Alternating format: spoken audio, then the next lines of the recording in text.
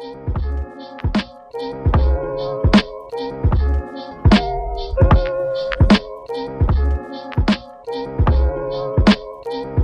and gentlemen, boys and girls, welcome back to the episode of the Dropkick Podcast. I am your host, Danial. Today I'm joined with the former WWE Women's Champion, a veteran in the wrestling business, the creator of the 21-Day Challenge, where she helps you navigate and take control of your life and helps you control your own narrative by being the champ and kicking ass. She's a motivational speaker, but ladies and gentlemen, at this time, the legend, the champ, Candice Michelle. How are you doing? Oh, I'm awesome. Thank you for such a great introduction. Nice to meet you. No, it's finally good to have you on the podcast. When I first started this podcast, you were one of the first people that I really wanted to have on because you're really motivating and your story is pretty cool from when you entered the business, I guess. Awesome. Thank you so much. Mm-hmm. With that being said, I did want to ask, what captivated you about professional wrestling? What were some of your first memories of it? Well, I grew up on it. So I remember every Monday night, I'd climb up on the couch with my stepdad, Ken. We'd watch, we'd be cheering for Hulk Hogan. You know, he was our favorite. My mom's in the other room yelling at us, turn it off, it's fake. And we're like, it's not fake. You don't understand. I grew up having a Hulk Hogan doll and not a Barbie doll. And probably one of my fondest memories is the very first show that he took me to. I used to live in Milwaukee, Wisconsin, went to the Bradley Center. And we were seated on the entranceway, and out comes stomping the Bushwhackers. Oh, my God. And I just remember they stopped next to me, and they're a full character, you know? Yeah. And I'm just looking up at them, and I put my little hands up, and then they high-fived me, and I was like, You're so whoa, I was just so blown away. And so it was a really, really cool experience for me. No, for sure. I think for a kid at that time, back in the 80s, wrestlers were so much larger than life, especially the characters the Ultimate Warriors, the Macho Man's, you know what I mean? Things were so much different from that time compared to now. But a lot of people a lot of people have a different way of entering the business, and now people go through the indies. But back then, you actually used to be a model, you used to, act. Talk to me about those early days before, WWE, I guess. What were some of your fond memories that you really cherish? Well, it's funny you bring that up because when I watched as a kid, these were heroes to me, superstars, I never knew you could be those people. It was I was watching a cartoon and this was a cartoon character. So the idea of even knowing about the indies or that being a career was never on my mind. And I knew, I always said when I was little, I want to be famous.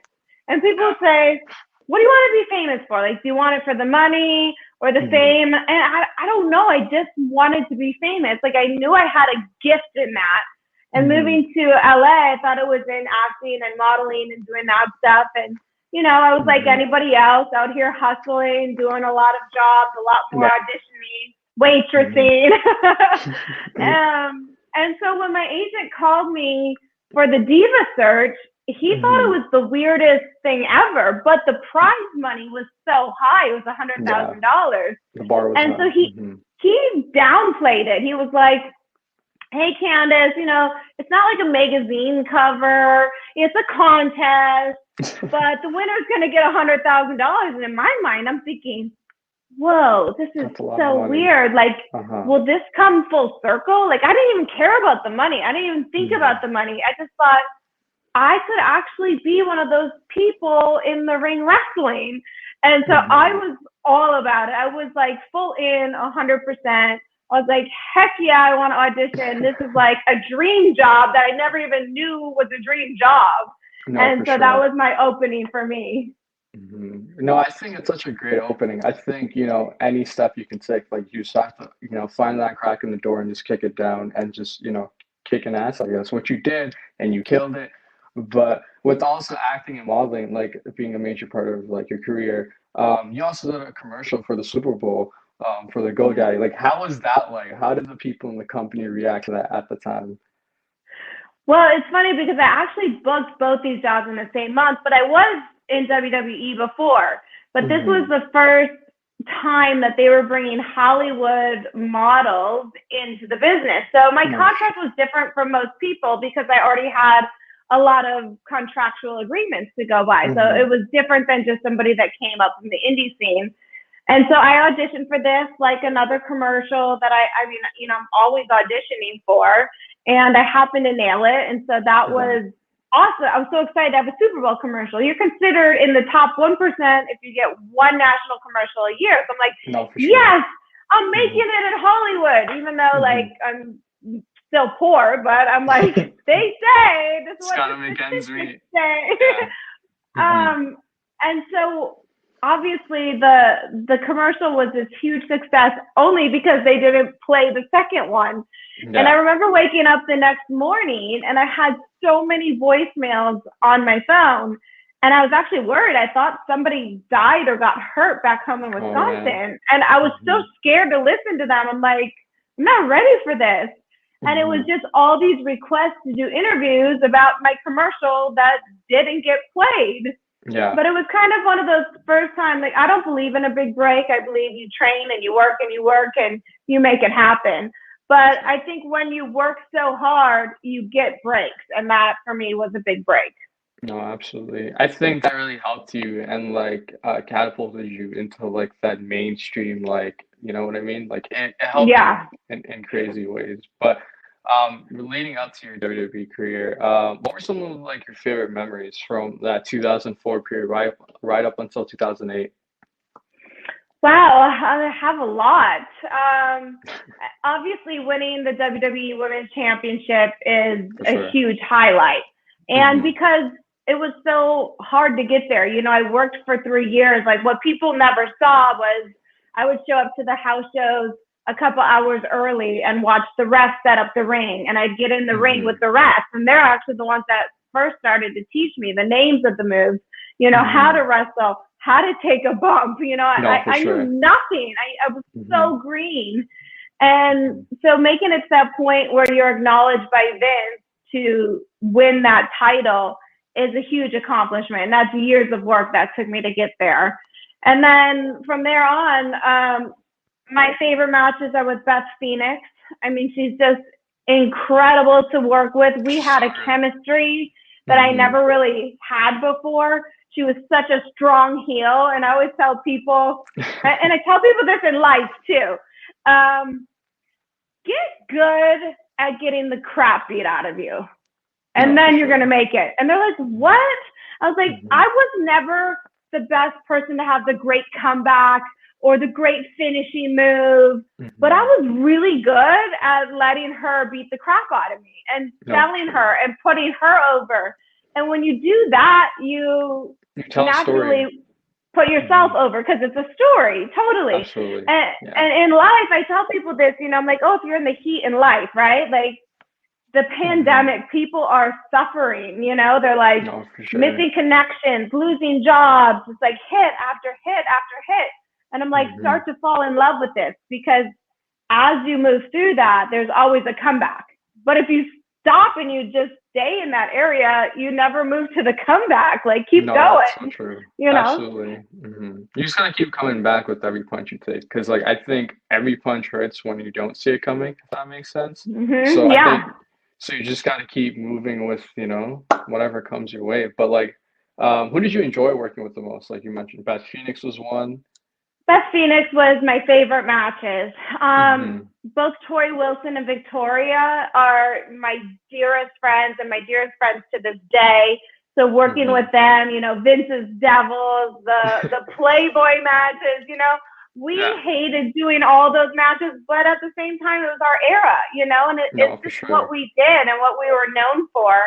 But then having that opportunity to work for House of Hardcore for my retirement match with Victoria, she's an incredible wrestler. I feel like she's been very underrated, and so I'm really happy that she just came back for that appearance on WWE because from day one coming in, like she will support you, she will help you, she will, you know, she's just like a ride or die for sure. And then having Tori there, they're like, you know, my besties. The thing, yeah, no, she just came back from the Rumble and she looked great. But like you mentioned, you guys were that foundation before like that entire like women's revolution that we're talking about from like the Sasha Bailey. But you guys laid the groundwork. You know what I mean? So I Yeah. think it's pretty cool to see that. But while being on the road 365 days a year with the schedule, there's obviously a time for I guess like laughs and giggles. So like, what were some Yeah. of like your funny like backstage memories off screen that you remember? Oh my gosh. Wow, there's just there's so many.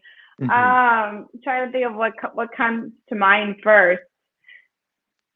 Oh, I mean, we just had so much fun. One of my really funniest memories. We were so tired one time and on the road, and they wanted to go to McDonald's, and I didn't Hmm. because I can't not eat the fries. Like they're just like so delicious, and we're trying to be Hmm. in shape and not eat bad food, but it's For also sure. like late at night, and we're driving 300 miles. So I was Hmm. like, can we just go anywhere else? Because I won't eat the fries at anywhere else. And of course Hmm. they want to go there. So I'm like, fine, whatever. And we get our food and we check into our hotel room, Hmm. and we're so exhausted, and Victoria's just like, guys, like she falls asleep and she wakes up like, guys, I forgot to eat my Big Mac. And we're Oh my like, God. no, you didn't. You ate it in your bed and it's like half Hmm. all over your bed. Hmm. But just things like that. Like we just kind of, it's almost like we grew up. It's like we lived a college life together. It's No, like for being in sure. a dorm with these with Hmm. these two ladies, and we have so many stories. No, I think if you're on that road, the intense schedule, like you're kind of forced to like just bond with people, and then like over time you Yeah, just have chemistry, especially with the people that you're working with on screen too. So you know what I mean? It's yeah. pretty cool. But in 2007, you won your first women's championship. How did that moment feel for you personally? Like how big was that? It was huge. Like I said, putting in the years of work, like people always Hmm. think, oh, it's just given to you, it's just handed, but they don't see all that behind the scenes work. I'd come home, I'd rent a ring for $3 a day. It's the crappiest ring you can ever. I mean, it's Hmm. $3 a day. Like I can't Yeah. even buy a coffee for that. Hmm. So you can imagine how bad it was. But I was just so dedicated to getting better and learning the craft and working. And it was just, I forgot the question. What did you ask me? How that happens. How big did that moment feel for you when Oh, you yeah, first yeah, yeah. Thank you, on the thank you. women's team? Sorry. It's Okay. all good.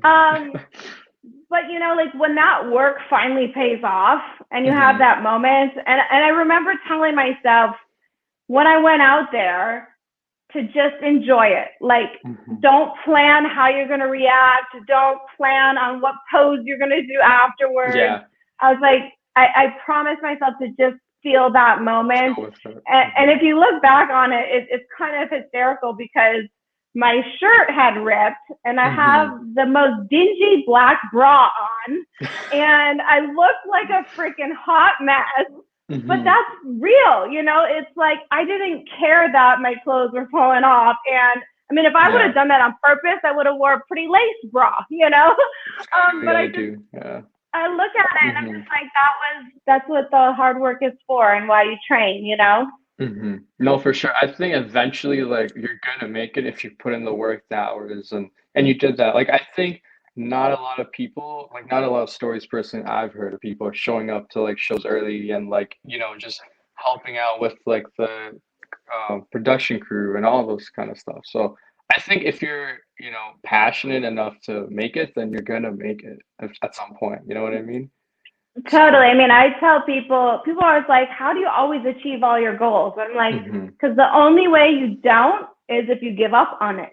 Because Hmm. people think like, oh, I'm going to be a millionaire next week, or I'll have a six pack next week, and things like Hmm. that. Like those dreams, they take years. No, Everything for I've sure. ever accomplished is years of work. Hmm. And if you give up on it, then you won't get there. And so many people, unfortunately, do, which has kind of led me to this stage in my life of like, how do I get people to understand that mentality, that you can have Yeah. what you want, and have Hmm. that dream.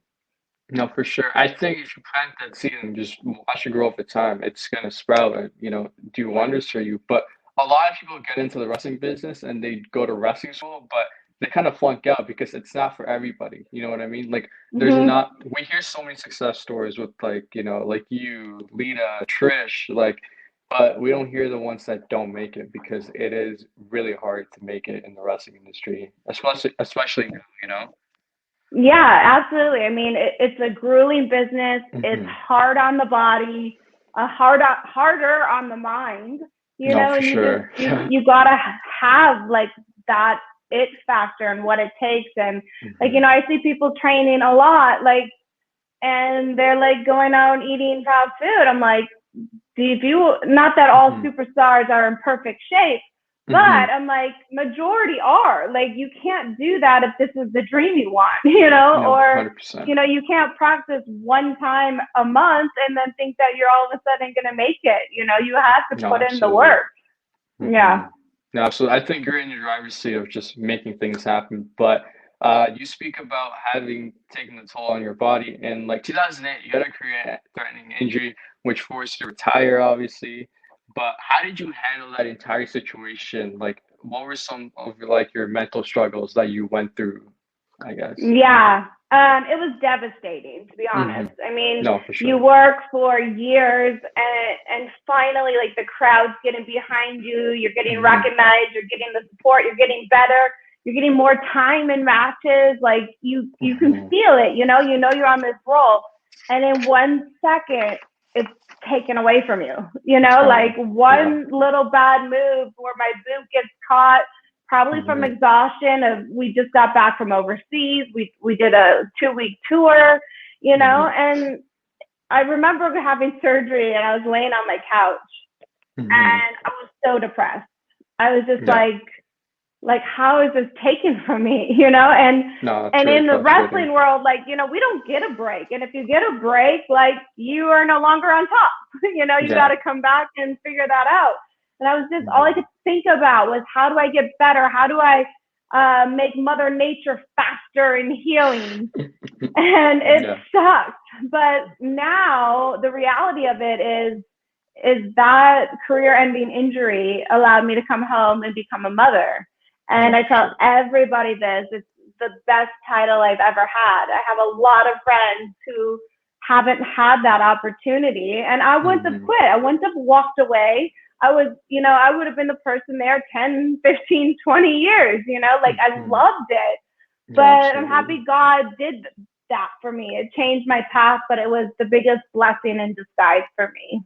No, absolutely. I think things do happen for a reason in a weird way. Like, Mm-hmm. you know what I mean? Like we saw Edge come back recently, and he was kind of Yeah. forced to retire, and it's very hard, especially when you're like growing up with the business and like you watch it as a Mm-hmm. kid. So props to you for just staying put. But like, how did you like overcome that mentally? I guess in like the first couple months, because I think the first couple months are harder than like the Mm-hmm. rest of it. You know? Yeah, I believe really deeply in things happen for a reason. Hmm. I don't dwell too long on things. It doesn't mean I've never been depressed. I've been depressed. I just told you, like, I was very depressed with that Hmm. situation and not knowing. But I'm also good at seeing what is my next path, And Yeah. and as I did go back, I went back, I broke it, and then I shattered it, and then I tore 2 ligaments in my ankle, trying to recover, Hmm. And when I was released, it was just this moment of like, this isn't my chapter anymore. And I didn't know what it was. And then the truth Hmm. is, I called my husband at our practice and I said, Hmm. so WWE just called me and they released me. And he's like, are you okay? And I'm like, yeah, I'm okay. I was like, Hmm. so do you want to have babies? And he's like, it's not like, do I want pepperoni on my pizza? Can we like talk about this later? Uh-huh. And so it was just a natural progression, like there was Hmm. much more time in there to heal. We took a year off and we traveled the Hmm. world, and then it was time. And then babies kept me really busy for a Hmm. long time. So No, now I'm for just kind sure. of at that stage now where the last few years is I'm diving into what's next. My kids aren't babies anymore, and I Hmm. don't want to be that stay-at-home mom. Not that it's a bad thing; it's just not where my passion lies. And in No, for helping sure. people is what I'm doing now. No, absolutely. I think, you're the type to just kind of be on your feet and just keep finding new things to just, venture Yeah. on and like just, do. But taking things to the present, you had this 21-day challenge program about self-improving and getting taught lessons by you. So talk to me about how that entire program came together and like why did you want to start it initially? It all started because my sister, who's almost 7 years older than me, she Hmm. came to me and she said, Candice, how do you always know what you want to do? She said, Hmm. I think she was like 46 at the time. She said, I'm 46 years old. I still Hmm. don't know what I want to do. And I just want to know what it is so I can work for it and go after it. No, for And I sure. thought to myself, like, that's so weird because we have same mother and same father. And it's Hmm. true. Like, I've always just known what I want to do, like from one chapter to the next, like Hmm. very congruently know. And I thought, wow, if I could help her, how many millions of people could I help? Good And grief, so, yeah. thankful for her, she became my test dummy. And I created a program. I started going through my life. I'm like, how did I have the courage to move across country at 18? Hmm. How did I win that title? How did I win the 24/7 title? I just kept asking myself these questions. And so I Hmm. created this program, and it was really like those little baby steps. And so the Yeah. program is 21 days because it takes 21 days to create a habit. Hmm. And I was like, well, if I can create one new habit for somebody, could that benefit their life? And then I Right. broke it down even smaller. I said, what if it was something really small? Hmm. So we all have what I call a BHAG. It's a big, hairy ass goal. It's kind of a funny name, but we Hmm. do, right? Like No, for mine sure. is I want to stand in an arena, in a Hmm. wrestling ring, like WrestleMania, but motivating people. So like that's my BHAG. It's this huge goal. Like for me to get there is huge. Hmm. But sometimes when people have that huge goal, they think it's not possible. Hmm. So, for instance, you'll do one small thing for 21 days. I'll give you 21 stories, 21 tools, 21 Hmm. quotes. But then what happens is you get the whole program for a year. So it's $21.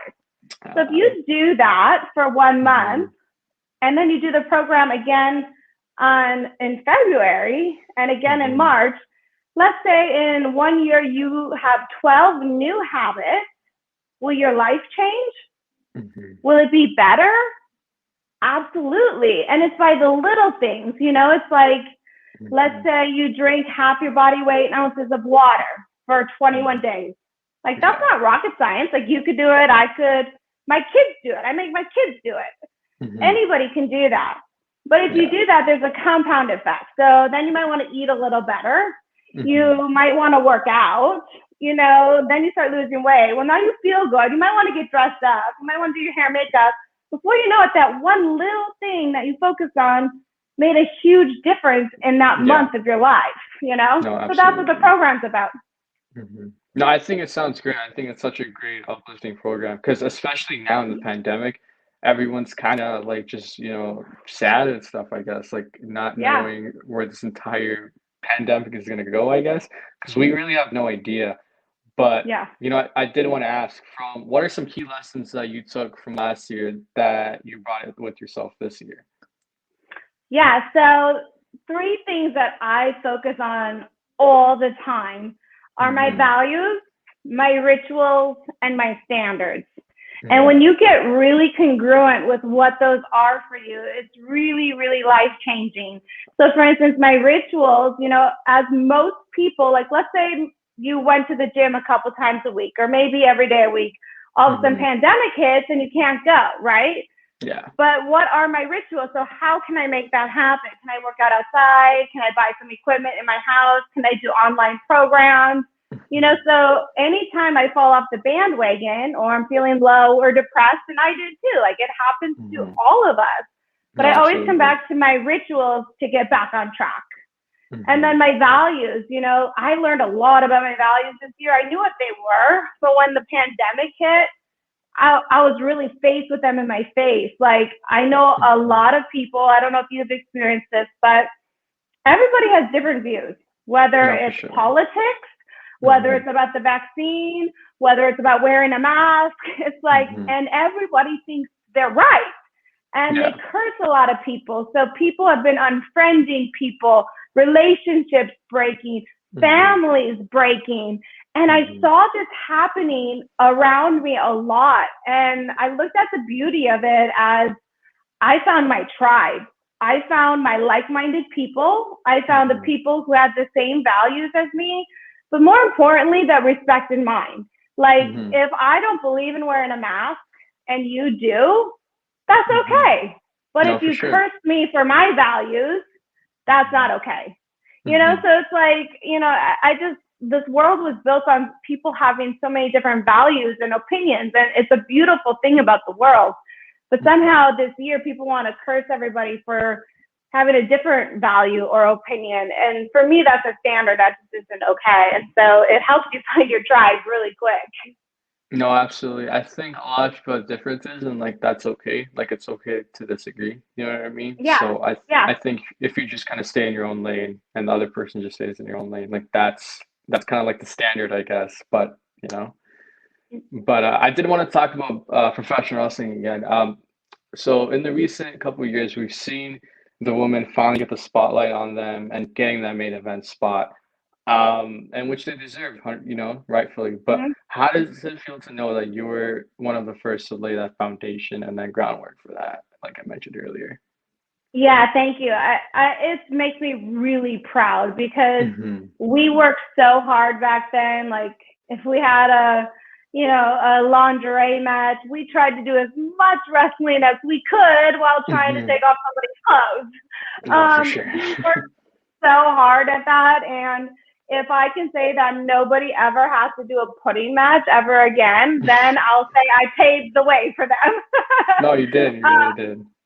And right now, like you said, I mean, it's incredible. They're so talented there. I love the time they're getting, the respect they're getting. And I mean, they're extremely incredible athletes. And so it's such a blessing on where it's come and knowing that I was a small piece of that for them.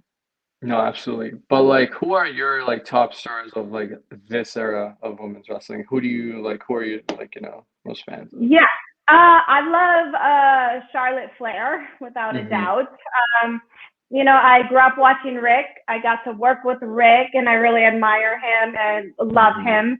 And meeting his daughter backstage and now seeing her just flourish and be an incredible athlete, not because she's Ric Flair's daughter, but she's really amazing at what she does. So I love her. I love Sasha Banks. I mean, really, honestly, like Mandy Stack, all these guys have such wonderful characters. And what I love is they're so beautiful, right? So it's that era from where I was from, but they're also doing all the wrestling that all the guys do. And so they've really got to that platform. And so they're just incredible. I mean, I'd be scared to get in the ring with them. It would be an honor, but they would kick my butt. I mean, I'd love to see Candice Michelle get back in the ring for one more match, you know, if it could happen. But with the next question, obviously, it relates to this. With so many talented women, of course, on like the AEW roster, the WWE, Impact, NWA, and you know other companies, like who is someone that you'd want to come back and face if you could pick one opponent? I mean, I'd probably pick Charlotte Flair. I'd make a great baby face when there's a strong heel, you know, and I just love her, the image that she has. You know, she's a very strong heel, and working against that, I think it would be really incredible. But I do also love, like you named all these other wrestling promotions, which I love because it keeps everybody on their toes, you know? Like back then, you know, there was only a couple, and WWE was so far ahead of them. But now having these other ones, you know, kind of coming up, it just makes the whole brand of wrestling and entertainment better. And it gives more opportunity for the up and comers, you know, and even the legends who stopped wrestling, you know, they can come back and, you know, still be a part of the business, which is really awesome to see. No, absolutely. Like that's so true because you know the Big Show just signed with AEW today. Like you never know.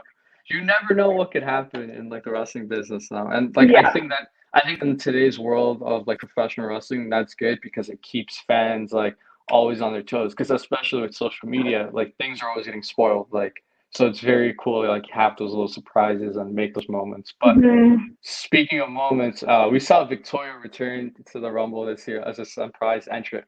But as a fan, like I would love to see you in the Rumble. But would you Was it? ever be? Hmm? Sorry, I didn't hear your last sentence. I heard you said to return, and then I didn't hear what you said.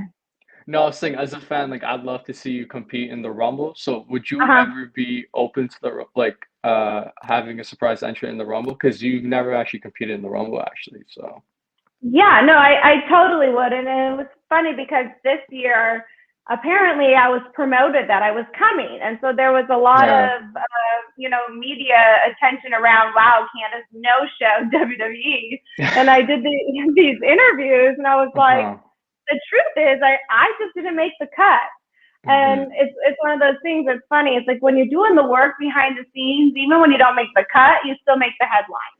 That's And so true. so Yeah. it was a cool opportunity for me, but I would totally participate and come back. And I don't know if you Hmm. saw Tori posting afterwards. I'd be like her, like when you haven't Hmm. wrestled for years, like it feels like a truck ran over your body. Like it's No, like for riding a sure. bike. You kind of remember, Hmm. but you don't remember how bad it hurts until No, after you're absolutely. done. Hmm. So, but if they invited me back, I would probably go. Yeah, I think there's so many women that like you can just have like a cool face-off moment with, because like we've seen, Christian come back and he took like a few bumps, but like he didn't have to like, put on a match. So having those little moments like mean like everything, Yeah. you know what I mean? But I did want to ask, pardon? I was going to say, well, and it means a lot for us. Like, Hmm. that was a big part of my life. And then all of a No, for sudden one sure. day that's taken away too. And that's for every wrestler that's been released or injured or cut or, Hmm. whatever happens. So to come Hmm. back, it's such a joy to see the fans and see, the people there. Hmm. Like I still know the camera guys there, like they were all Hmm. like family too. And so it's a real joy for us when we're asked back too. No, absolutely. But like I did want to ask, when it comes to the Hall of Fame, like you haven't been inducted yet, which kind of shocks me, and I'm like, she should be in there. But like, who would you want to be inducted by in the Hall of Fame? I would want to be inducted by Hulk Hogan because Um, the truth mhm. is that's where it started for me. That's In great. my book, he's arguably one of the most famous superstars of all time. But 100%. that's where my love for it began. I didn't know that back then. I didn't know when Hmm. I was a kid. But every time I see him and, just his famous moves, it's like Yeah. when his music hits, there's just something about it that, like, Hmm. your insides just light up and you just can't wait to see what's going to happen. And so if Hmm. I had that opportunity and if he was willing, I would 100% pick him. No, I think that's such a great candidate. Like we've seen so many people get inducted, but hopefully like you get inducted into like next year's or like the year after. I think it'd be pretty cool to see that. But I did want to ask, taking a turn, I was like doing some research and you went through a lot of challenges in your life. So I did want to ask, like, have you ever struggled with mental health? I did, but it was a Hmm. weird journey for me. So I posted this on my social media, and I because of what I do, after I go through a situation, I research it a lot. I'm like, Oh, why for did this sure. happen to me? What's going on? And so I Hmm. think it's about 2 or 3 years ago, I had these Hmm. three incidences that happened in my life in that year. Yeah. And it was basically, I'd get in, say, an argument with my husband, a very small argument, like nothing big, nothing like major, like, Hmm. couples argue. But somehow I would click down and click down and click down. And I got to this dark space. And Hmm. in this dark space, I could feel I had no control over my body, over my Hmm. decisions. It was very, very scary for me. Hmm. And the next day, coming out of that and trying to get help, but this wasn't a daily thing. Like the next day, I'd be fine. So it wasn't like Hmm. I was in a depression. And Yeah. it was really confusing. And I thought, oh my God, do I have that concussion thing? Like, is that happening to me? Like, Hmm. why was it so bad over something so small? Like, I couldn't even remember what the argument was. It was so small. Hmm. And that happened 2 more times in that year. And every time I just kept researching and what is this and what's happening to me and why do I go there? And then we lost our friend Ashley. And Um, I thought to myself, I'm like, wow, did she get there? Because it's a place that's so dark and so scary. Like, I knew where I was. I mhm, just couldn't control what would come out of my mouth or like what I was doing. And it's really scary. And it's funny because my husband's a chiropractor. And so for mhm, 22 years, we've been together. And he's like, let me x-ray your neck. And by the way, mhm, my neck's been x-rayed before. Like, I feel great after wrestling. There's nothing wrong with me. And he's like, your mhm. C1 is very out of place. Oh And man. so he's like, you got to start correcting that. And I started laying on Mhm, this thing called the curve corrector. But the mhm, C1 leads to depression. And so for me, I don't know if this is for everybody, but for people listening, maybe it's a solution. But I would lay on this thing, it's like $20 on Amazon, and mhm, it corrects your neck and it would put my C1 back into place. And I do it to this day still, and I've never had one of those incidents happen. So I mhm. attribute it to that. But it's such a scary thing. And so if anybody's listening, I hope people, listen to that and try it because it's a really inexpensive option. You can see a chiropractor about it, but getting that on Amazon just totally fix that problem. You can get it from sleeping wrong or working Mhm. out funny or, all those things. And Yeah. so, but Mhm. the gift in that for me was, when I coach somebody who's depressed or been to that dark space, I can understand it.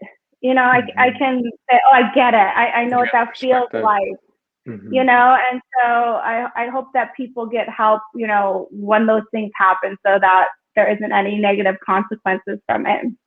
No, I think that's such a great way to put it because I think there's the light at the end of the tunnel, but it's just a matter of like, just doing small things to just, pat yourself on the back, being like, hey, I got this done today, this done. So I think those Mm-hmm. small moments really count. But I did Yeah. have one, yeah, I did have one final question. Okay. What is the next chapter for Candice Michelle? The next chapter for me is doing my coaching and my Hmm. motivational speaking. It's truly what I love to do. We started a new show, my husband and I. It's on YouTube. It's called The Good Champs. And Hmm. we're building a federation of like-minded people who like to train their ass off to make their life a party. And what does Absolutely. that mean? It sounds really cool, but we Hmm. all want our life to be a party. Now, No, my party might absolutely. be different from yours, right? Like my Hmm. party is being financially stable, having healthy children, being Hmm. physically fit. Like that's what matters to me.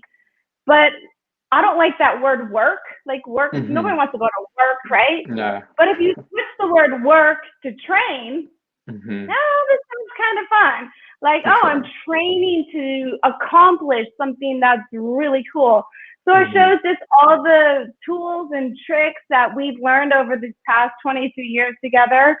It's free. Hmm. It's on YouTube. Just subscribe and watch it. And we're just trying to be of service to help others out. No, absolutely. Well, I want to thank you for taking the time to do this interview. Yay. Where can we find you on social media? Mrs. Candice Michelle on Instagram, Candice Michelle on Facebook. If Hmm. you're still on Twitter, Diva Candice M. But my website, CandiceMichelle.com, has everything on it. So just go there and you'll find it all. Thank you so much, and Awesome. everybody go check out the Good Champs on YouTube and subscribe to them so you don't miss anything. And as of for now, take it easy and see you guys in the next interview.